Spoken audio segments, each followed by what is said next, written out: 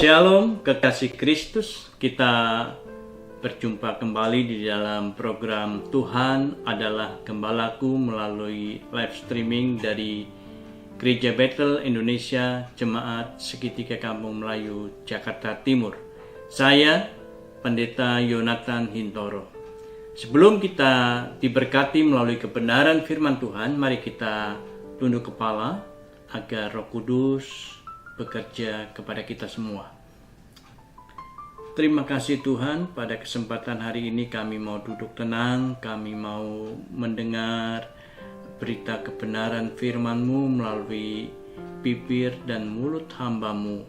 Urapi dia secara khusus, kuduskan, agar kami boleh mendapatkan pewahyuan yang baru yang dari Tuhan. Dan kami semua yang mendengar dari Sabang sampai Merauke, kita boleh diberkati akan kebenaran firman Tuhan ini. Bersabda, kami siap mendengarkan dan kami siap menerima berkat. Dalam nama Yesus. Amin. Shalom kekasih Kristus. Kita berjumpa kembali di dalam program Tuhan adalah Gembalaku. Pada kesempatan saat ini saya akan menyampaikan tema khotbah mengenai berakar di dalam Kristus. Saya akan membacakan ayat kebenaran firman Tuhan di dalam kitab 2 Raja-Raja pasal 2 ayat 19 sampai dengan ayat 23. Demikian bunyi firman Tuhan. Elisa menyehatkan air di Yeriko. Berkatalah penduduk kota itu kepada Elisa, "Cobalah lihat, letaknya kota ini baik seperti tuanku lihat, tetapi airnya tidak baik, dan di negeri ini sering ada keguguran bayi." Jawabnya, "Ambillah sebuah pinggan baru bagiku, dan taruhlah garam ke dalamnya." Maka mereka membawa pinggan itu kepadanya. Kemudian pergilah ia ke mata air mereka dan melemparkan garam itu ke dalamnya serta berkata, "Beginilah firman Tuhan, telah kusehatkan air ini, maka tidak akan terjadi lagi olehnya kematian atau keguguran bayi." Demikianlah air itu menjadi sehat sampai hari ini, sesuai dengan firman yang telah disampaikan Elisa. Amin. Saudara yang Tuhan kasihi, dengan tema berakar di dalam Kristus. Kalau saja kita mempelajari bahwa sebuah akar itu mempunyai peranan yang sangat dominan. Dominan bagaimana? Ya, artinya pada waktu akar itu berkembang, otomatis pohon itu juga berkembang. Saudara, baik dari batang, baik dari ranting, baik itu pohon daun-daunan, dan baik itu pucuk daun, itu semua berkembang, saudara. Ya.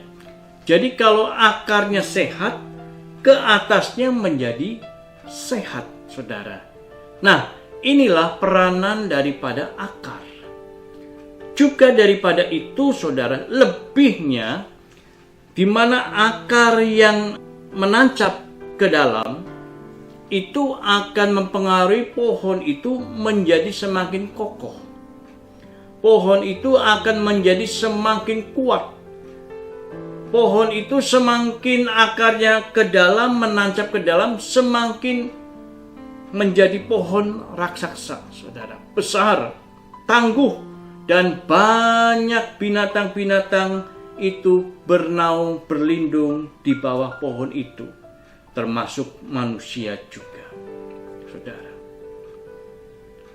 Oleh sebab itu, peranan akar ini sangat luar biasa, saudara. Nah, bagaimana kalau seandainya kita itu seperti pohon yang saya gambarkan itu, saudara? Kita harus berakar di dalam Kristus.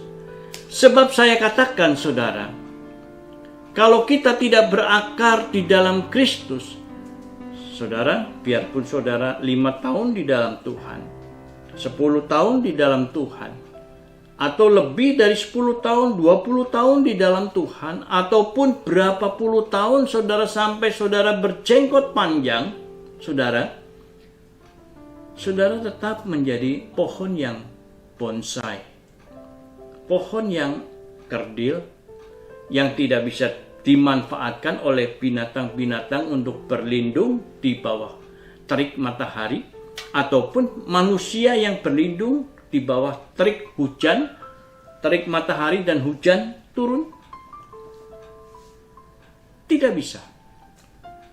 Nah, saya akan memaparkan, saudara, agar kita boleh berdaya guna, kita boleh mempunyai power yang kuat, dan kita mempunyai potensi di dalam kehidupan rohani kita menjadi kokoh dan menjadi teladan, dan boleh banyak orang berlindung di bawah kehidupan kita. Bukan berlindung semacam binatang yang berlindung dari terik matahari, tetapi mungkin ada banyak orang yang minta pendapat daripada saudara, yang minta sesuatu wejangan daripada saudara, advice, pendapat supaya mereka boleh mendapatkan kedamaian, baik itu di dalam pekerjaan, baik itu di dalam keluarga dan rumah tangga, baik itu di dalam pergaulan, baik itu di dalam sepak terjang, di dalam segala aspek kehidupan masyarakat. Itu pun sama, banyak orang yang berlari kepada kita. Saudara yang Tuhan kasihi, mutiara yang akan saya bawakan yang pertama, saudara. Kalau kita melihat dari kitab 2 Raja-Raja pasal 2 ini, saudara, ayat 19, ya. Penduduk Yeriko pada waktu dia mengalami sesuatu kesulitan, dia tidak mampu berbuat apa-apa dan dia tidak mampu berdaya apa-apa, saudara. Yang dicari adalah hamba Tuhan. Kalau kita ingin berakar di dalam Kristus, saudara, ayo, seperti orang-orang di Yeriko sana, dia mengalami problema, dia mengalami kesulitan di dalam kotanya. Orang-orang Yeriko yang mengalami kendala kesulitan, dan dia mencari, bukan mencari paranormal, bukan mencari orang-orang pintar, bukan mencari orang-orang yang bisa menerawang. Dan ada banyak istilah ini, saudara. Saya mengikuti saja alur zaman. Menerawang apa saya juga kurang jelas, tetapi ada banyak orang bisa menerawang, katanya, nasib yang akan datang. Apalagi ini menjelang akhir-akhir tahun, saudara, ada banyak orang yang ingin diterawang, bergaul dalam pergaulan-pergaulan mistik seperti ini. Ini banyak sekali terjadi di mana-mana, terutama di kota besar seperti kota Jakarta. Saudara yang Tuhan kasihi, kesulitan selalu ada di dalam kehidupan semua orang. Kalau kita tidak mau sulit, ya saya tidak bisa menjawab, saudara. Ya, semua kesulitan itu ada. Semua beban yang ada pikul itu berbeda-beda.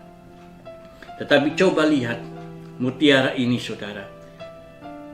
Orang Yeriko, dia mencari Elisa. Diajaknya Elisa untuk melihat kotanya. Cobalah lihat hamba Tuhan yang namanya Elisa. Ini kota ini indah, baik, saudara. Nah, satu hal, saudara, mutiara yang pertama yang saya bisa dapatkan pada waktu kita ingin berakar di dalam Tuhan, di mana kita bergaul, saudara yang Tuhan kasihi, kita melihat di dalam perikop ini, seperti orang-orang Yeriko, dia memilih pergaulannya mereka itu dengan orang-orang yang percaya kepada Tuhan. Orang-orang yang beriman, orang-orang yang benar-benar di dalam Tuhan. Nah, ciri ini, saudara, kalau kita ingin berakar di dalam Tuhan, mari dengan siapa kita bergaul, dengan siapa kita berkawan. Dan disitulah kita akan memiliki akar yang semakin dalam, akar yang semakin kuat, akar yang semakin kokoh. Jikalau kita bergaul dengan orang-orang yang takut akan Tuhan, yang hidupnya lurus di hadapan Tuhan, yang hidupnya erat dengan Tuhan. Nah, disitulah cari orang-orang yang semacam itu, yang mampu membuat kita semakin berakar di dalam Tuhan. Di mana kita bergaul kepada orang-orang yang percaya kepada Tuhan, di situ kita mendapatkan ilmu. Kita mendapatkan ilmu yang luar biasa, yang tidak ada taranya. Kita bisa takut kepada Tuhan, dan orang yang takut kepada Tuhan akan berakar terus di dalam Tuhan, dan dia akan menjadi orang yang bijak di dalam kehidupan hari lepas hari. Bijak di dalam apa? Bijak di dalam keluarga. Dia katakan ya, tidak katakan tidak. Dan orang itulah cirinya orang yang berakar di dalam Tuhan. Dia akan merenungkan Taurat Tuhan pagi, siang, dan malam. Dan dia bisa menjadi berkat buat orang lain. Kenapa? Karena kita sudah diberkati oleh Kristus dan kita diberkati oleh orang-orang yang seiman. Kita pun harus menjadi berkat dengan orang lain yang mungkin dia belum berakar di dalam Tuhan. Mari kita sama-sama mencari orang-orang untuk bergaul, untuk kita lebih mantap di dalam Tuhan. Nah, seandainya kita bergaul dengan orang-orang di lingkungan keluarga atau di lingkungan tetangga-tetangga kita, yang mungkin ada orang yang suka omong kotor, omong jorok, omongnya kasar, bahasanya lu gue, dan panggilannya tidak etis, tidak sopan, dan sebagainya. Nah, kalau saudara bergaul dengan ibu-ibu atau bapak-bapak yang suka seperti itu, apakah yang engkau akan dapatkan dari mereka? Saudara, jauhkan diri kita dari pergaulan-pergaulan orang itu. Bukan berarti kita harus menjauh dari lingkungan-lingkungan keluarga. Tetapi kita menjauh bukan lingkungan itu, tetapi kita menjauh adalah sifat orang-orang yang notabene tidak memiliki kredibilitas yang baik. Saudara, mari kita cari. Ada banyak di sana, saudara. Mari kita merapat kepada orang-orang yang benar-benar mengerti akan Taurat Tuhan, yang mengerti akan firman Tuhan, dan disitulah saudara akan mendapat transferan dari mereka. Ada banyak orang yang bergaul di lingkungan sana, mungkin kita bergaul dengan orang-orang pembisnis. Ada banyak orang berkata bahwa bisnis itu kotor, kalau tidak menipu tidak bisa kaya. Saudara, apakah kita benar seperti itu? Saya katakan tidak. Bisnis lancar terus. Kalau kita memang bisnisnya lancar baik, kita akan diberkati Tuhan. Ada banyak pembisnis yang baik, lancar, dan diberkati Tuhan. Saudara yang Tuhan kasihi, ada ilustrasi, saudara. Ada seorang anak Tuhan mempunyai burung beo yang bisa bicara. Dan dia sudah dilatih dan dia bisa berkata-kata haleluya puji Tuhan. Haleluya puji Tuhan. Saudara yang Tuhan kasih, ternyata pada waktu dia ada kawannya lagi juga punya burung beo yang bisa ngomong. Tetapi kawannya ini omongannya kasar. Nah, saudara, saya sebut saja dia bisa bahasa kebun binatang. Burung beonya pun bisa bicara bahasa kebun binatang. Nah, teman ini berpikir, wah kalau gitu saya pinjam ini burung beonya dia supaya bisa menginjili burung beo saya yang bahasanya kasar, kotor. Nah, saudara, pinjamlah, dikasih pinjam selama 1 minggu. Ternyata burung yang baik, yang bisa bicara haleluya, puji Tuhan, selamat pagi, menjadi kotor. bahasa binatangnya keluar, saudara. Nah, kaget. Loh, mana nih burung saya? Kok bahasanya sama? Bahasanya kasar. Yang tadinya sebut puji Tuhan kemana? Nggak ada. Berubah menjadi kasar, saudara. Disinilah titiknya, saudara. Dengan siapa kita bergaul? Kita nggak bisa, saudara. Kita berkata saya sakti, saya rohani. Saudara, kalau engkau bergaul dengan orang penjudi, engkau akan menjadi penjudi. Kalau engkau bergaul dengan orang pemabuk, peminum, engkau pun akan sedikit banyak akan belajar minum sedikit-sedikit. Engkau akan bergaul dengan orang-orang yang hidupnya dengan narkoba. Saudara akan dipaksa, coba sedikit aja nggak apa-apa. Saudara akan terpengaruh. Saudara bergaul dengan orang-orang yang free sex, homoseks. Lama-lama saudara akan terpengaruh dengan situasi mereka. Tetapi saya katakan, kalau kamu mau berakar di dalam Tuhan, hindari itu. Berakar dan cari orang-orang yang benar-benar takut akan Tuhan. Dan engkau akan berakar di dalam Tuhan. Dan engkau akan menghadapi segala situasi kondisi yang tidak baik. Engkau tetap tegar karena engkau akarnya kuat di dalam Tuhan. Saudara, akarnya kuat di dalam Tuhan. Ada banyak dulu saya waktu masih muda bergaul dengan orang-orang yang nakal. Tapi saya tetap kuat di dalam Tuhan karena saya setia di dalam Tuhan, ibadah di dalam Tuhan, dan setiap saat saya ada di gereja. Dan saya banyak memenangkan banyak jiwa. Orang-orang yang hidupnya berantakan, saya menangkan untuk kemuliaan nama Tuhan. Saudara, mari, poin pertama, mutiara yang pertama, berakarlah dalam Tuhan. Cari pergaulan yang baik, orang-orang yang di dalam Tuhan hidupnya benar. Yang kedua, saudara, mutiara yang kedua yang saya bisa dapati, saudara, airnya tidak baik. Air ini digambarkan di dalam Amsal pasal 27 ayat yang ke-19.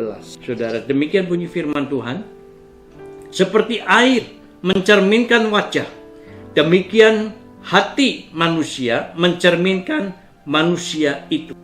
Air sering digambarkan sebagai cerminan wajah manusia, yaitu wajah manusia biasanya akan berseri, akan menjadi cantik, akan menjadi jelek. Itu terpengaruh dengan hati kita, saudara. Kalau hatinya tidak baik, saudara, semuanya tidak baik. Baik itu kita cakap, ganteng, tetapi pada waktu hatinya tidak baik, pasti orang melihatnya jelek. Perbuatannya apalagi, saudara. Nah, di sini, saudara, milikilah ciri yang kedua, hati yang baik. Hati yang baik yang bagaimana? Ya, hati yang takut kepada Tuhan. Hati yang baik ini adalah cerminan bahwa kita ini sebagai tanah yang baik. Akan ditanami firman Tuhan. Kalau hati kita tidak baik, bagaimana firman Tuhan itu bisa tumbuh di dalam kehidupan kita? Bagaimana kita bisa berakar lebih dalam kalau hati kita tandus? Bagaimana kita bisa berbuah kalau hati kita tidak baik, saudara? Dan pada saat inilah, saudara, mari kita benahi hati kita. Jangan kita dengki kepada tetangga kita. Jangan kita sirik kepada tetangga kita. Saudara, ada banyak orang kaya sama tetangganya tidak mau bergaul, tidak mau bersahabat, dan tidak mau kenal. Tutup pintu masuk rumah. Tutup pintu keluar dari rumah. Saudara, melihat satu dengan yang lain tidak suka. Dan bagaimana kita bisa berbuah di dalam Tuhan? Melihat kanan kita tidak enak, hati kita dongkol. Melihat sebelah kiri kita juga dongkol. Saudara, bagaimana? Bisakah kita berakar di dalam Tuhan? Saudara, gesekan memang ada. Tetapi forget it. Lupakan itu, saudara. Itu masa lalu. Dan iblis akan mengipasi itu. Jangan mau kamu bersahabat dengan itu. Sifatnya begitu, saudara. Saya katakan, sifat orang bisa berubah. Yang tidak baik menjadi baik. Tergantung hati kita menilainya, saudara. Kalau kita menilainya, kita tidak mau bersahabat dengan lingkungan, ya itu up to you. Terserah apa penilaian kita.